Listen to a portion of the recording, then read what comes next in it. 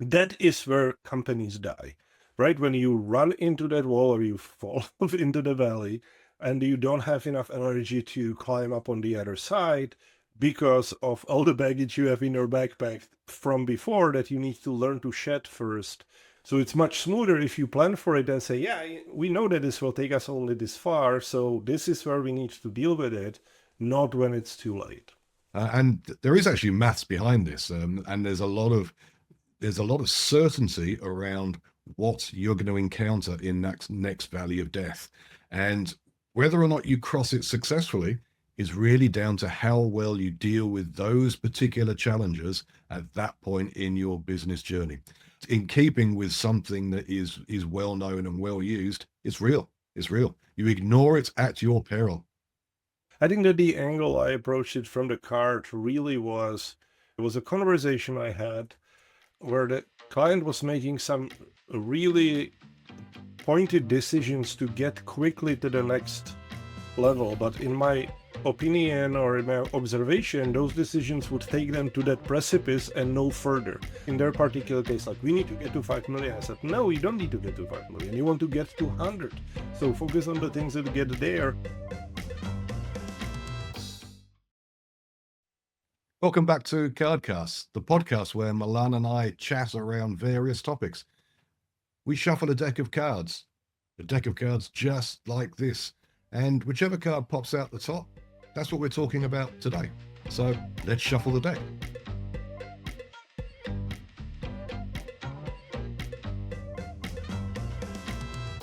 The Death Valley or the Valley of Death, and it's a spade card, so we're talking about systems, right? So the idea of this card really came by it's a not new concept. We all heard it, and there are so many somewhat confusing attributions of it in the first place. Like, everybody heard about the crossing the chasm. It's not coming from that, but similar thinking. And pretty much any framework you pick up around there, or any business book you pick around there, you will find some kind of permutation thereof. Where was the first time you heard it? So this concept by a slightly different name. The name will come to me in a second. When the first coaching organization I worked with, probably about 12 years ago, they had this concept where they had a sort of, like a business model, a mathematical model behind the valleys of death that explained when these valleys of death were going to occur, depending on your size, depending on your management structure, depending on your industry. And they use this as a prediction tool. So, if you were at 500,000, then the next value of death was going to be at 1 million. If you were at 1 million, the next value of death was going to be at 2 to 2.5, and then Yes. 4 to 6, and then 10 to 12. And there is actually maths behind this. And there's a lot of certainty around what you're going to encounter in that next valley of death. And whether or not you cross it successfully is really down to how well you deal with those particular challenges at that point in your business journey. Also, very, very similar, represented very similarly in scaling up as well. So this is something that I've been sort of teaching and coaching on for probably about 12 years now, well before I came across scaling up and metronomics. So it's not new, and it has many different forms, but in keeping with something that is well known and well used, it's real. It's real. You ignore it at your peril. Well, and I would say that just because it's not new doesn't make it any less valuable or any less true, right? I think that the angle I approached it from the card really was, or what it was triggered by, was a conversation I had uh, where the client was making some really pointed decisions to get quickly to the next level. But in my opinion or in my observation, those decisions would take them to that precipice and no further. And if anything, that acting on them actually creates some sunk cost and builds in processes in the organization that will actually prevent them from going forward. So we could already see at that point how much it's going to cost to undo what they were actually putting in place right now just to get, in their particular case, like, we need to get to 5 million. I said, no, you don't need to get to 5 million. You want to get to 100. So focus on the things that get there. And what gets you to 100 million is the fastest, will not be the same decisions that will get you to 5 million the fastest, right? You might reach 5 million later on the journey to 100, but that's, I think about exponential growth, right? If you focus just on that, you might end up on a linear scale. You don't know unless you're planned for the exponential. And by planned, I don't really mean you have to understand every single step on the way to get to 100, but I think that whatever you're making is like, hey, whatever decisions you're making, whatever system you're putting in place, how scalable, for lack of a better word, like how sustainable that is on the path to the final or to the ultimate goal that the organization is going to go. And if it's not, that's fine. As long as you have that expiration date in mind, you plan for it, and you don't let it catch you by surprise. Excuse me, because that is where companies die, right? When you run into that wall or you fall into the valley and you don't have enough energy to climb up on the other side because of all the weight just to milk the analogy as far as I can, with all the baggage you have in your backpack from before that you need to learn to shed first in order to get. So it's much smoother if you plan for it and say, yeah, we know that this will take us only this far, so this is where we need to deal with it, not when it's too late. Yeah, yeah. And this is a really good predictive diagnostic tool as well. I'm recalling a conversation I had with the CEO just a couple of weeks ago, and he was describing his business, and he'd spent no more than 90 seconds, 2 minutes describing his business and where they were at. And just on a little bit of data he gave me, I was able to say to him, okay, you're either at 12 million and you're stuck, or you're at 25 million and you're stuck. Which one of those two is it? And he looked at me and he said, how did you know that? And what it told me was his industry. They were a legal company. He told me how many partners they had. So it's very easy to just say, okay, in a legal company, most partners have this number of associates or lawyers working for them. So this is their head count. This is how many lawyers you get to $1 million. So from that, I was able to say, okay, so your challenge is either building pipeline at 12, or it is putting in the next level of systems at 25. And which one? Which one? And again, he was like, oh, yeah, we're just over 12 and we're stuck. We're stuck. We're just hemorrhaging cash. And I said, let me guess, you brought in someone to do some business development. You're paying them a lot of money. You're seeing cash flow out the door, and you're suddenly getting very nervous that your runway is starting to decline. And he said, yeah, absolutely. Yeah. I can't believe you can tell that just from what I've told you. So it's a really, really good diagnostic tool. If you know the maths behind it, you can work out very, very quickly where a company is at and what's going to get in the way of them getting up to the next level. If they're at 12, what's going to stop them getting to 15? Because 15 becomes easy again. The maths works. They've now got cash coming back into the company rather than just flowing out. And again, when they get to 20, they've got to get through the 20 to 25 barrier. And once they get to 26, 27, it becomes easy again. So you have this conversation with CEOs, and the question they've got in their mind is, it used to be easy. Now it's hard. What's changed? What's changed is they're trying to cross a black hole or a valley of death. Look, the difference between the two of us, right? We're both metronomics coaches. We're both dealing with the same things. But you're really a model and system guy, which is funny because my education is in system engineering, but I'm looking at it much more from the psychology point of view of what does it mean and how you have to change your thinking model and doing all of those things when you're looking and say, hey, this is pretty clear, right? This is what happens.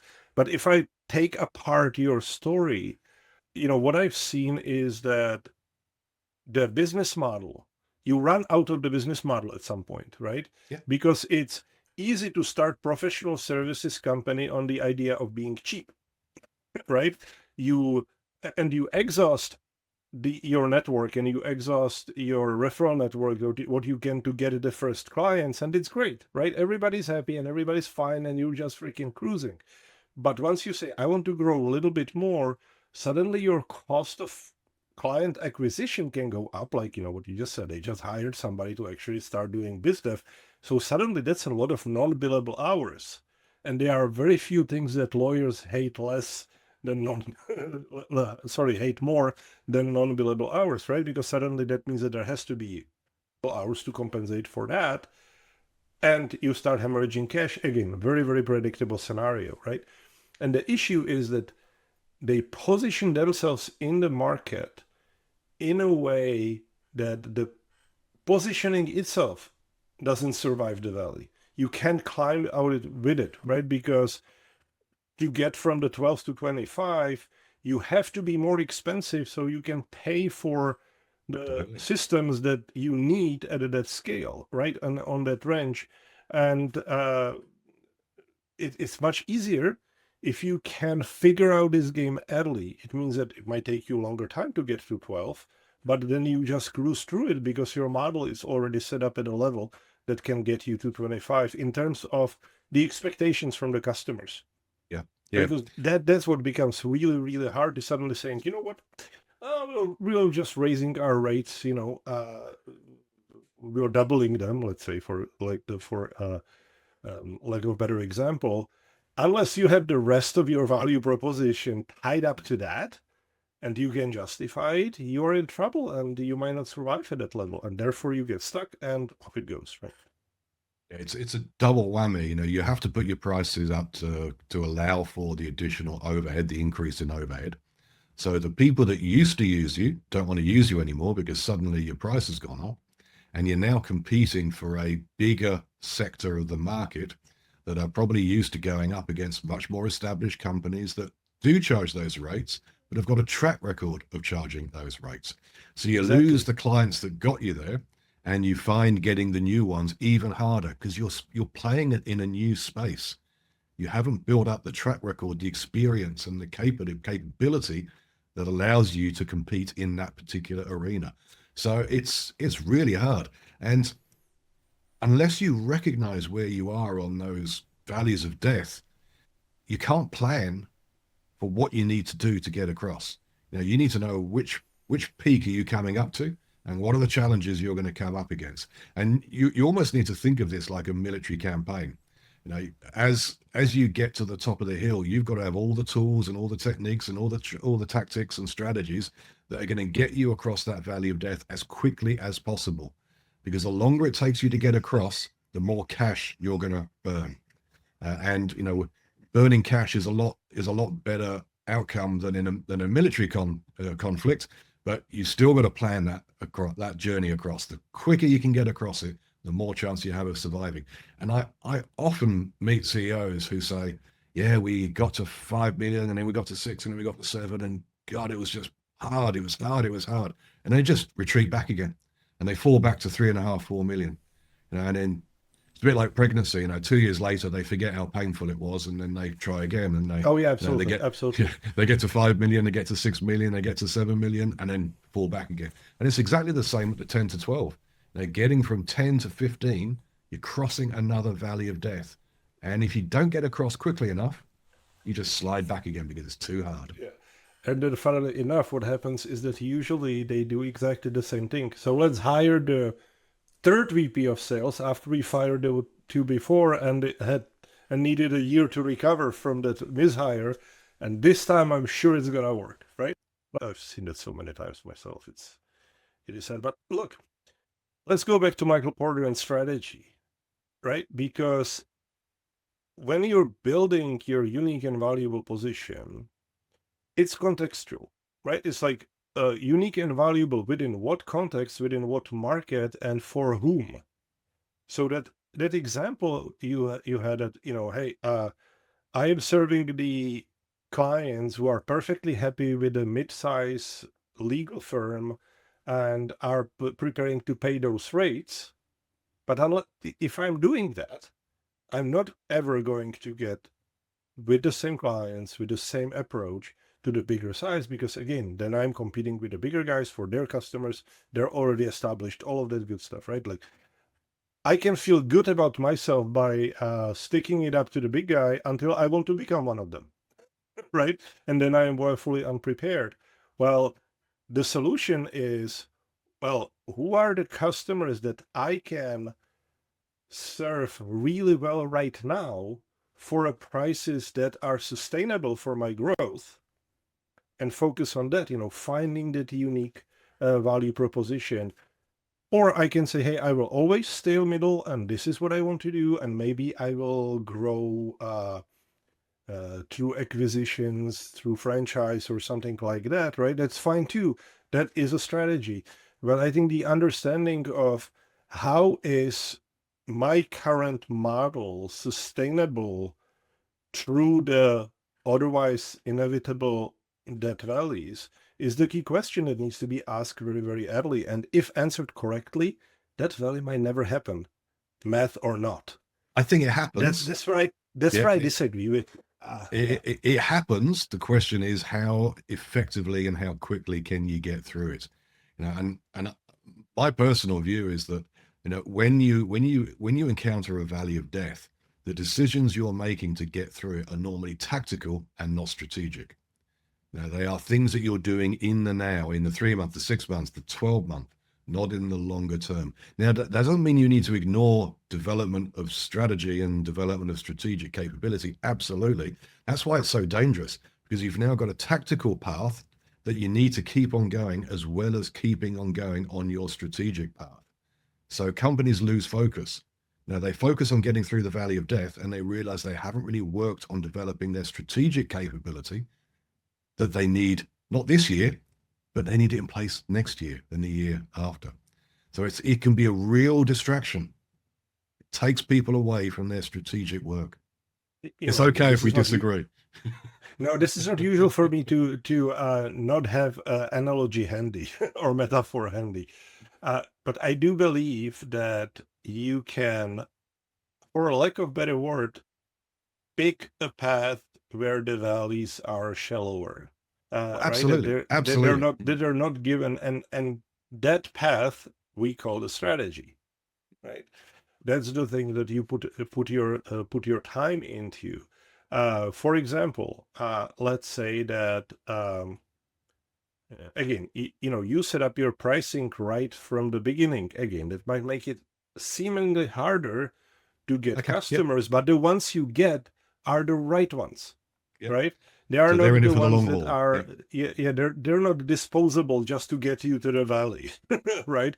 They're actually there, which means that they are bringing you referrals to more of the right customers. And again, this might be a slower path to get to whatever that number is, but once you get there, you're already in a place where you can just keep going. And that's in my humble opinion, is a definition of avoiding the valley, not necessarily crossing it. It's planning to get across it as easy as possible, but that's language now. It's language, yeah. I don't know, but again, as you said, it's okay for us to disagree every now and then, and let's come back to this conversation a little bit later again. Well, one thing is for sure, if you are at 1 million or 2.5, or 5, or 10, or 20, struggling to get to the next level, then you're probably just hitting a valley of death. And it's easier and more effective to recognize it and plan to get across, so you can get through to that next level. So if you're feeling that it used to be easy and it is now hard, you're probably in a valley of death.